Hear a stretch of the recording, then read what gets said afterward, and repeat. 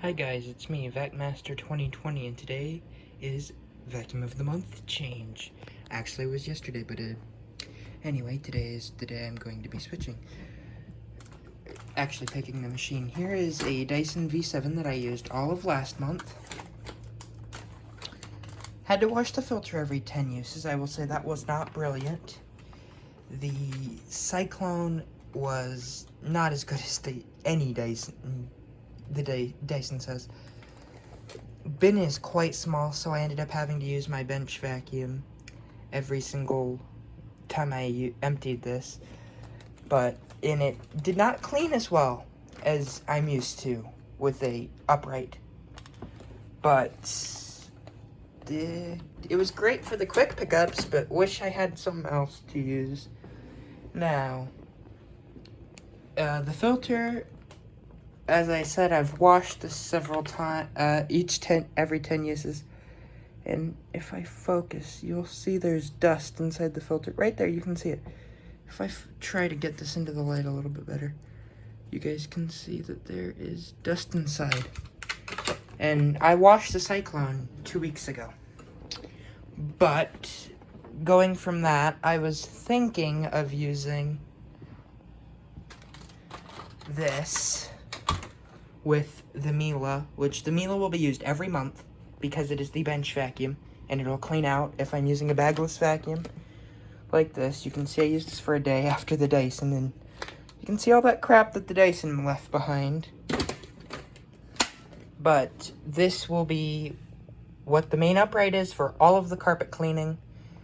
If I have the Miele out, I'll just use this for quick pickups mainly, but the Clark will be known as the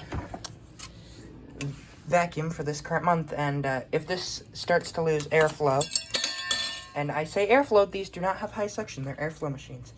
You can see the bag is nice and clean inside, so we will see what is in here. And the bag was changed yesterday because of after a month of cleaning this out and a bench vac use from other machines, had a full bag in it. Ew, I wish I could pause, but I can't. 1 second, guys, while I refit the bag clip. There we go. Bag clip is back on, but the brush roll with beater bars will definitely do way better than this Dyson, and you can see I've not cleaned it. Gets quite filthy. And I don't remember ever having a animal pee on the carpet this month.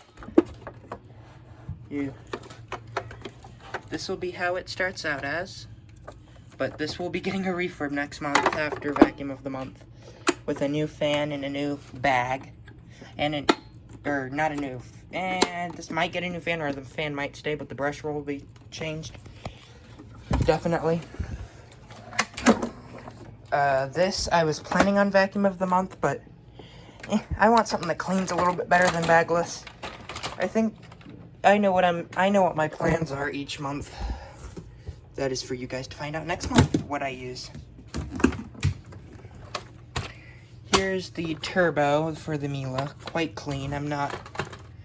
It's not going to be refurbished before I use it for a month. There'd be no point in that.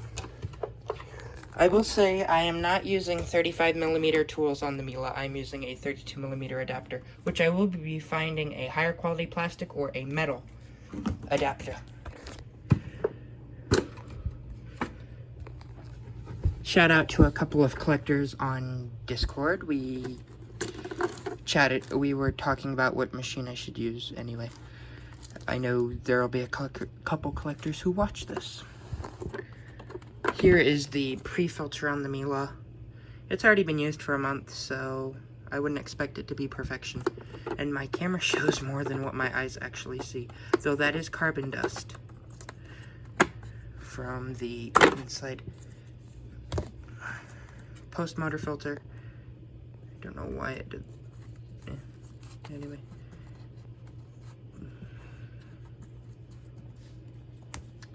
Got a pretty empty bag, and this will be used mainly for attachment cleaning and bench vac use. And as I said,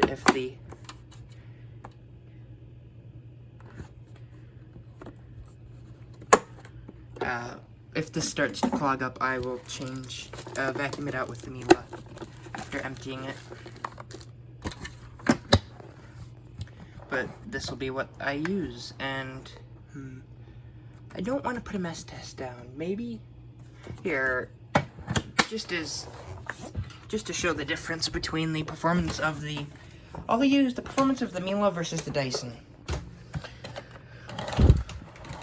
Let me just plug the Miele in.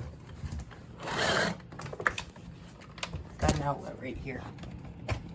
Unplug a Kirby. There we go. Move the C1 Miele. This is from 1991, and I believe the Miele is a little bit newer than that. I don't remember the exact year. And the Dyson was only 1 year old. Emptying the 2 bagless vacuums that I have laying around. There we go. Just got the Hoover. I would say it's higher quality than a Dyson, but I bet there's people who would disagree with that. But anyway, the reason I say that, this is a year-old Dyson. The year-old Dyson that I unboxed on my channel. You can see that there is a massive crack in there. Not structural or anything, and it doesn't leak suction, it just, not good. But this has the main body was cracked. Dyson had to send me a whole new motor and a whole new bin. I've not installed that because I'm not scratching it up. And let's see the difference between this on the only power that actually cleans and the mess.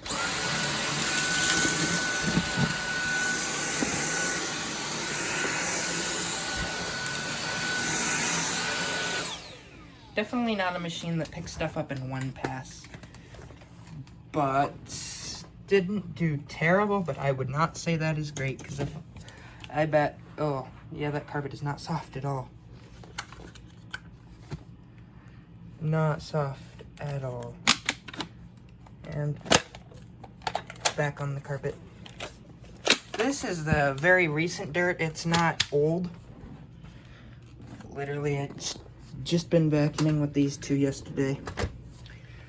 Reason I was using the Hoover was yesterday was the day I switched, but haven't created I hadn't decided what the new machines were till today. But let's go with the Miele on max mode.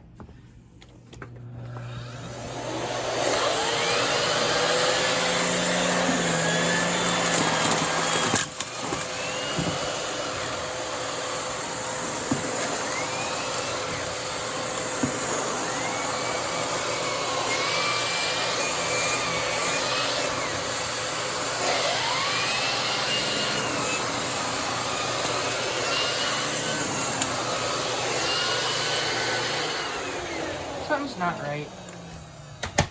The Miele sounds normal for this particular machine. Old owners abused it, didn't take care of it, and used the wrong bag in it, so that is why it doesn't sound like a Miele should. Is there anything clogging this up? Because that does not sound like it should, honestly. There it is, it works.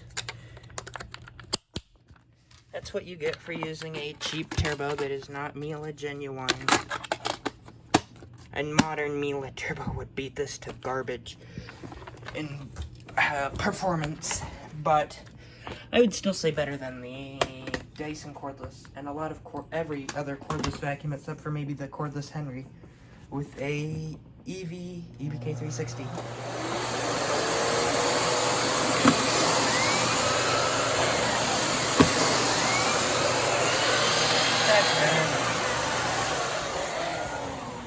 Yeah, and the carpet's soft afterwards versus the Dyson. But yeah, I will be using the Miele C1 and Clark vacuum until the 23rd of July, I believe. This has been a VacMaster 2020 video. If you enjoyed, please like, comment, and subscribe. we'll see you guys next time. Peace.